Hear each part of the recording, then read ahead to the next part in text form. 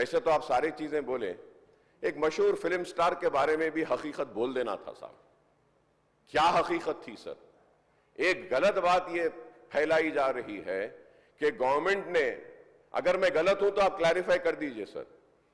ये सब्जेक्ट से हटकर है, लेकिन मैं बोल रहा हूं, मैं नाम लेना नहीं चाहता वो मशहूर फिल्म स्टार का, क्योंकि मैं अहमियत देना नहीं चाहता। लेकिन सर, मेरे इंफॉर्मेशन के हिसाब से वो फिल्म स्टार गए थिएटर को पिक्चर देखने के लिए, बैठे हुए थे, गड़बड़ हुई, उसके बाद पुलिस वाले आकर बोले कि भगदड़ हो गई, स्टैम्पेड हो गया, 2 बच्चे गिर गए हैं, एक लेडी मर गई है। तो उसके बाद में वो फिल्म स्टार पलट के ऐसा मुस्कुराते हैं और बोलते हैं अब तो पिक्चर हिट होने वाली है। और जो लोग बोल रहे हैं कि वेव कर लेते गए, सर 1-2 बच्चे स्टैम्पेड में आ गए, एक औरत मर गई, उसके बाद भी वहीं पर बैठकर पूरा पिक्चर देखकर उठकर जाते वक्त भी वो स्टैम्पेड को नहीं देखे, वो फिर गाड़ी में बैठ के ऐसा वेव कर लेते हुए गए। क्या मैं सही हूं या गलत हूं सर, आप बोलिए? क्योंकि एक मैसेज ऐसा दे रहे हैं कि गवर्नमेंट जुल्म कर रही है, ज्यादती कर रही है। सर, इंसानियत कहां है बताइए? Sir, I also go for public meetings, sir, where thousands of people come. I make sure that there is no stampede, sir. I make sure that the security around me doesn't push the people so that, nobody comes under the stampede, sir. I went for the Maharashtra election, thousands and lakhs of people were there, sir. And I made sure that nobody is pushed. Sir, I remember, sir, once my security official, by protecting me, his cap had fallen down. He had to do his duty, he was protecting me. So I went and I picked up his cap, sir. But here you see, sir, one lady dies, 2 small children are on the stampede, one is under coma, and that gentleman doesn't even bother to go and ask and see, sir, at that moment, and goes waving like that. If I am wrong, sir, please correct me, sir. If I am wrong, please correct me, sir. This is what is happening, sir. मुख्यमंत्री अध्यक्ष ने अकबर साहब आप permission दे तो 2 minute मैं तेलुगु में बोलता हूं, क्योंकि ये तेलुगु में नहीं बोले तो सर 2 తారీఖు వాళ్ళు అప్లికేషన్ పెట్టుకుంటే 3 తారీఖు పోలీసులు తిరస్కరించారు. 4 తారీఖు హీరో కానీ హీరోయిన్ కానీ సినిమా ప్రొడ్యూసర్స్ కానీ ఎవరు థియేటర్ రావడానికి వీల్లేదు. ఈ థియేటర్లో మేము సెక్యూరిటీ ఇవ్వలేము. ఈ థియేటర్కు ఉన్నది ఒకటే దారి. ఈ దారిలో ఇంతమంది వేలాది మంది అభిమానులు వచ్చినప్పుడు మేము కంట్రోల్ చేయలేము, వద్దు అని తిరస్కరించారు. తిరస్కరించిన తర్వాత కూడా 4 తారీఖు 9:30 ప్రాంతంలో హీరో రావడం జరిగింది. రావడం కారులో వచ్చి థియేటర్లపై సినిమా తీసి మళ్ళీ కారులో వెళ్ళిపోతే పెద్దగా ఇంత ఇబ్బంది జరుగుతుండేనేమో లేదో నాకు తెలియదు. కానీ ఎక్స్ రోడ్ చౌరస్తా కంటే ముందు నుంచే కారులో రూఫ్ టాప్ ఓపెన్ చేసి రోడ్ షో చేసుకుంటే థియేటర్లకు పోవడంతో ఆ చుట్టుముట్టుతున్న 7-8 థియేటర్లలో ఉన్న సినిమా అభిమానులు మొత్తం ఇక్కడికే రావడంతో వేలాది మంది జమ అయ్యారు. ఆ గేట్ ఒక్కసారి హీరో కారు లోపలికి పంపించడానికి ఆ ఉన్న గేటు తెరవడంతో వేలాది మంది ఒక్కటేసారి ఉప్పెనలాకి వచ్చారు. ఆ ఉప్పెనలో చనిపోయిన రేవతి, ఆమె కొడుకు, భర్త, కూతురు వాళ్ళు అలాగైపోయి కొడుకు తల్లి ఒక పక్కన పోయి ఆ జనాల నుంచి తప్పించుకొని టికెట్ చేసుకొని ఆ తొక్కిసలాటలు హీరోను థియేటర్ లోపలికి తీసుకుపోవాలనుకున్న టైంకి అతను బండి మీద రోడ్ షో చేసి దిగేటప్పటికి వేలాది మంది హీరోను కలవడానికి చొచ్చుకొచ్చారు ముందుకు. అసలు అంటే ఈ రకమైన వాతావరణంలో అతన్ని లోపలికి తీసుకువెళ్ళాల్సిన సందర్భంలో అతను ప్రైవేట్ సెక్యూరిటీ, ఇవాళ రేపు మనం ఫంక్షన్లలో బౌన్సర్లు అని మనం చూస్తూ ఉన్నాం. 50-60 మంది సరిగ్గా లెక్క తెలియదు, 50-60 అని అంటున్నారు, నెంబర్ 4 ఎక్కువ తక్కువ. ఆ బౌన్సర్లు అందరు మీదికి వచ్చే అందరు అభిమానులను విపరీతంగా అడ్డంగా ఎట్లా పడితే అట్లా తోయడంతో అటు నుంచి అభిమానులు హీరోని చూడాలి, కలవాలని ఒకవైపు నుంచి వాళ్ళని హీరో దగ్గరికే రానియొద్దని ఆయన ప్రైవేట్ సెక్యూరిటీ వెనక్కి నెట్టడం వల్ల ఈ తొక్కిసలాటలో హీరో థియేటర్కి వెళ్ళి లోపలికి వెళ్ళి చూసినాక పోలీసులు ఈ మొత్తం క్రౌడ్ని, ఈ మొత్తం అక్కడ ఉన్న జమైన జనాలను అందరిని కూడా తీస్తే ఒక తల్లి కొడుకు అక్కడ శవాలుగా పడి ఉన్నారు. ఆ తల్లి అంత తొక్కిసలాటలు కూడా నేను ఆ వీడియో చూసిన ఆ తల్లి లోపలికి వచ్చినప్పుడు కొడుకు చేయి పట్టుకొని ఎంత జాగ్రత్తగా కొడుకుని తీసుకొని వస్తుందో తల్లి ప్రేమ ఎట్లుంటుందో అక్కడ నాకు చూసి నాకు అర్థమైంది. ఆ శవాలుగా మారిన తల్లి కొడుకు చేయి ఇడవలే అధ్యక్ష, అట్లే చేయి బిగ్గర పట్టుకొని పోలీసు వెళ్ళి చూస్తే ఆ తల్లి, ఆ పిల్లగాడు, ఆ తల్లి ఆ చెయ్యి వదలకుంటే కన్నబిడ్డను పట్టుకుని తల్లి చచ్చిపోయింది అధ్యక్ష. అట్లాంటి సిచ్యువేషన్లో పోలీసులు తల్లిని కొడుకుని హాస్పిటల్కి అక్కడ ఫస్ట్ ఎయిడ్ ట్రీట్మెంట్ చేసిండ్రు. పోలీసులు ఏం డాక్టర్లు కాదు, హుటేనా తరలించిండ్రు. హాస్పిటల్కి వెళ్ళిన తర్వాత తల్లి చచ్చిపోయింది, పిల్లోడు కోమాలు ఉండు. ఆల్మోస్ట్ పోలీసులు పిల్లవాడు కూడా చచ్చిపోయింది అనుకున్నారు. బ్రెయిన్ డెడ్ అయింది, ఆక్సిజన్ అందక ఆ అబ్బాయికి. సో ఆ సిచ్యువేషన్లో వెనక్కి పోలీసులు వచ్చి హీరో గారికి విషయాన్ని తెలియజేసి హీరో గారు వెళ్ళిపోతే, హీరో ఎందుకు వెళ్ళిపోవాలనుకుంటారు పోలీసులు అంటే ఇంకా వేలాది మంది అభిమానులు అక్కడనే ఉన్నారు.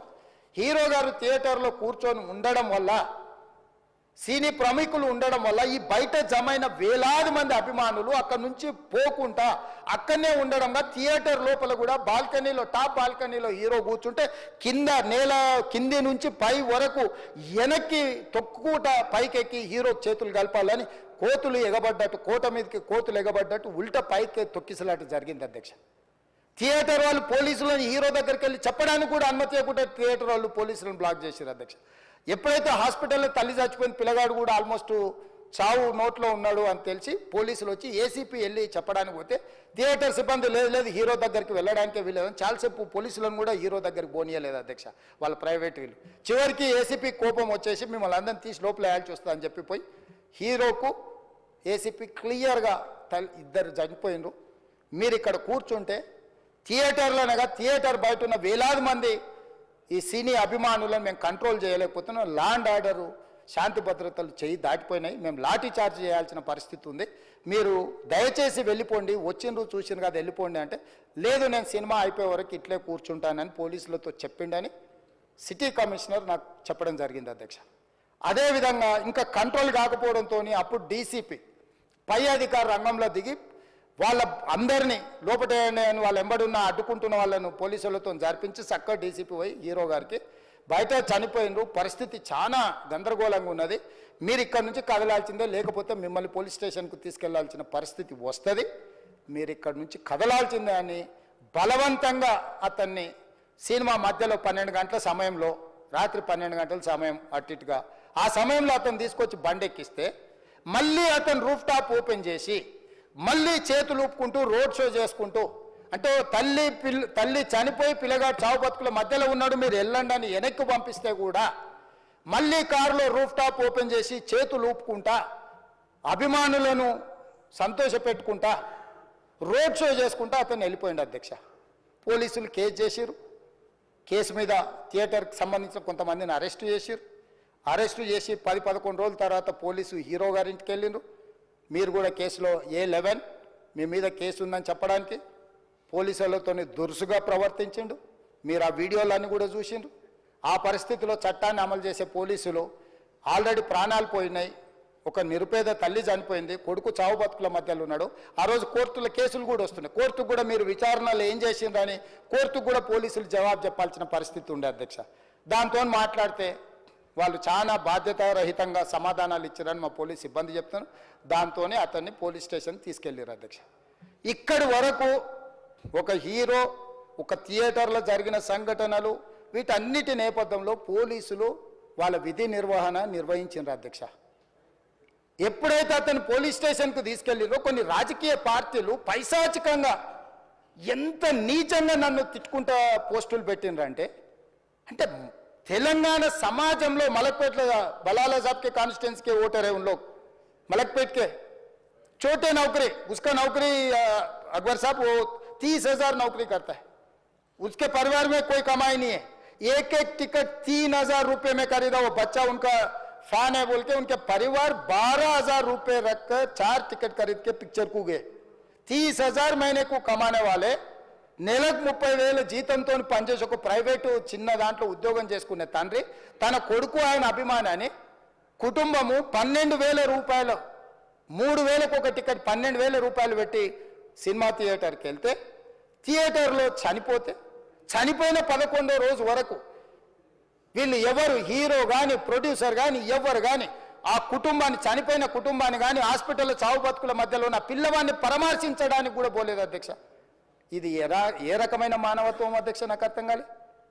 ఇలాంటి మానవత్వం లేకుండా వ్యవహరించిన వాళ్ళను పోలీసులు విధి నిర్వహణలో భాగంగా పోలీస్ స్టేషన్కు తీసుకెళ్తే ఒక ఆయన ట్విట్టర్లో పెడతాడు అడ్డగోలుగా 10 ఏళ్ళు మంత్రి చేసి ఉద్యమాలు చేసినామని చెప్పుకునేటోళ్ళు, ఉద్యమాల సమయంలో సినిమా షూటింగ్లో జరగొద్దని దాడులు చేసిన వ్యక్తులు ఇవాళ అతను భగవత్ స్వరూపుడు, అసలు అతన్ని పోలీసులు ముట్టుకుంటారా?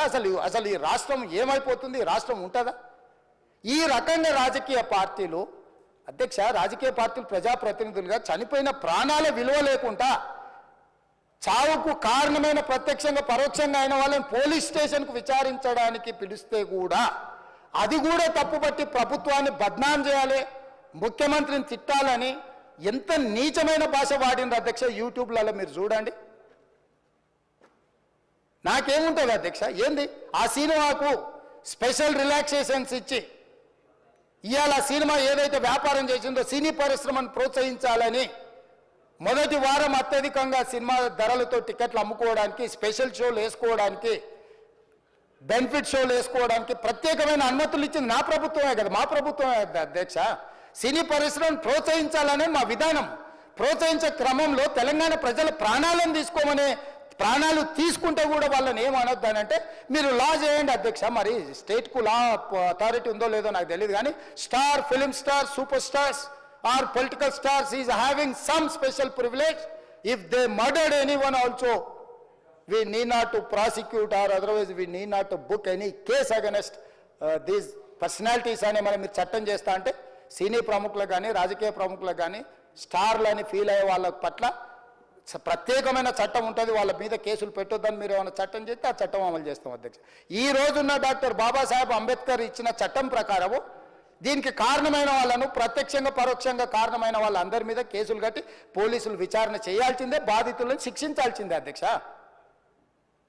సో ఈరోజు ఆ కుటుంబాన్ని ఆదుకోవడానికి ఈరోజు కూడా ఆర్థికపరమైన విషయాల్లో కానీ దీంట్లో కానీ వాళ్ళు ఎవరు పెద్దగా ఆసక్తి, కనీసం సినిమా వాళ్ళు ఒక్కరోజు అతను పొయ్యి వస్తే సినీ ప్రముఖులందరూ అతని ఇంటికి వెళ్ళి అతనికి మొత్తం ఏదో కాళ్ళు చేతులు యాక్సిడెంట్లో పోయినట్టు కన్నీళ్లు గారుస్తారు.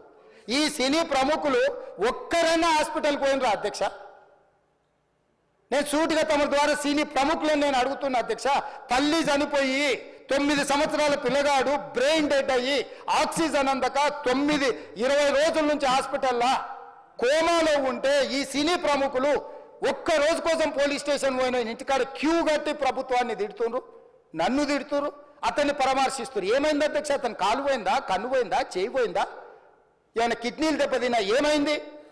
అతన్ని ఇంతమంది సినీ ప్రముఖులు పరామర్శించారు, కలిసిండ్రు, అభినందించారు, కానీ ఆ పిల్లగాన్ని కనీసమన్నా పరామర్శించడానికి సినీ ప్రముఖులు ముందుకు రాలేదంటే సినిమా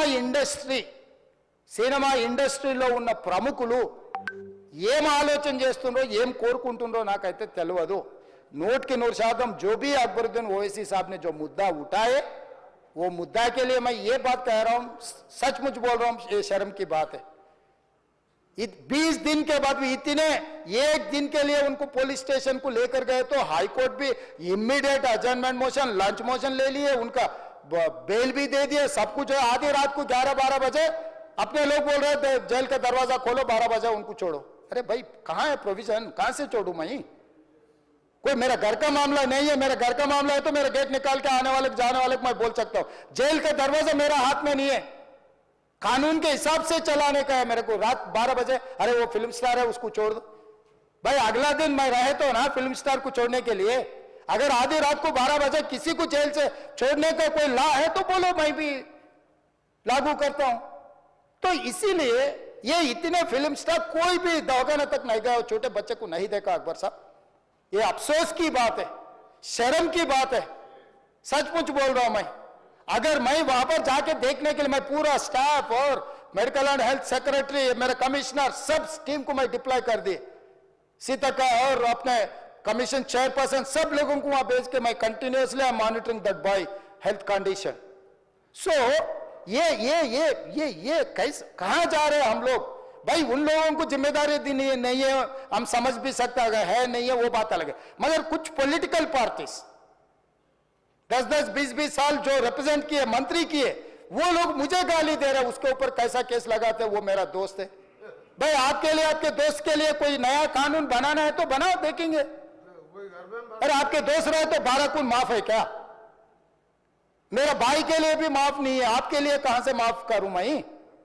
मेरे परिवार के लिए भी कोई नया कानून नहीं है स्पीकर साहब। मैं ये कुर्सी में बैठा हूं, जो कानून है, जो डॉक्टर बाबा साहब अंबेडकर जी ने जो कानून दिया, वो कानून के हिसाब से हम सरकार चलाएंगे। जो अकबर साहब ने जो बात लिखा, कुछ प्राइवेट डिस्कशन है, कुछ पब्लिक विजुअल्स है। जो पब्लिक विजुअल्स में वो वापस जाते वक्त भी हाथ हिलाया, रोड शो किए, आने से पहले किए, जाने से समय पर किए, पुलिस वाले भी उसको जल्दी जाने के लिए कोशिश प्रेशर किए, सब कुछ सच है। मगर उनको तो बेल मिल गए। अभी कानून तो हम मानना ही पड़ता। तो ये हकीकत है, ये सचमुच है, मगर ये अफसोस की बात है। मैं फिल्म इंडस्ट्री जो बड़ा लोग है, मैं उन लोगों से गुजारिश करता हूं, इनह्यूमन नहीं रहना। आप बिजनेस कर लो, आप पिक्चर निकालो, पैसे कमाओ, सरकार से इंसेंटिव्स ले लो, सब्सिडीज ले लो, स्पेशल प्रिविलेज शूटिंग के लिए जो होना है वो मांगो। मगर किसी का हत्या होने के बाद, किसी का जान बचाने के बाद, किसी का जान लेने के बाद आज स्पेशल प्रिविलेज मांगे तो ये सरकार में नहीं मिलने वाले। मैं जब तक मैं कुर्सी में रहता हूं तब तक नहीं देता हूं। मेरा जिम्मेदारी तेलंगाना आम जनता का जान बचाने का मेरा जिम्मेदारी है। उन लोगों के लिए कोई भी तकलीफ दिए, उन लोगों को कांग्रेस सरकार ने, मेरे सरकार ने छोड़ने वाला नहीं है।